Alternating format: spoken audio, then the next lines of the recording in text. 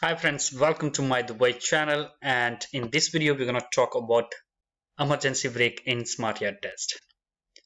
So emergency brake is the second stage in Smartyard test, and the time duration is only 90 seconds to complete the emergency brake test, and that's the area in the Smartyard map where you're going to do your emergency brake. So let's start with the key point.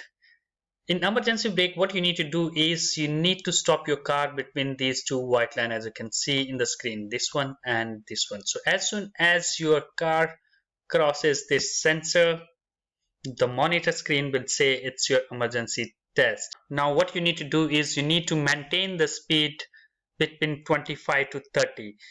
Just keep in mind your speed need to be above 20 before you enter this white line. If it is below 20, you get disqualified, and it should not exceed 35. See, remember, this is not only for emergency brake. In Smartyard test, your speed should not exceed more than 35. Another thing you need to keep in mind that as soon as you cross this white line, you will hear a beep sound. And as soon as you hear the beep sound, press the brake quickly. It need to be hard and harsh brake. Remember, this is an emergency brake. And you need to make sure that your car stops before this white line. After stopping, wait for 2 seconds, do a shoulder check and exit. Don't stop or press the brake before hearing the beep sound or before this white line.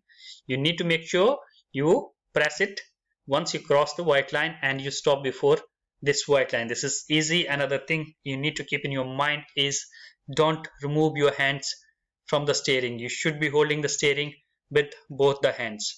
So let's quickly go through the key points.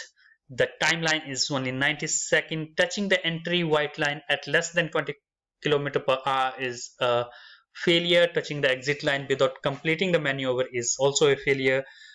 Depress the brake before touching the white entry line or before hearing the signal is also a failure. Speed up more than 35 km per hour is also a failure.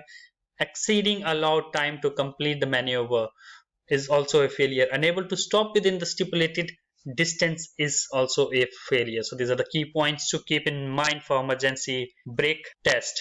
Please like and subscribe to my channel. If you have any suggestion or comment, please do write in the comment box.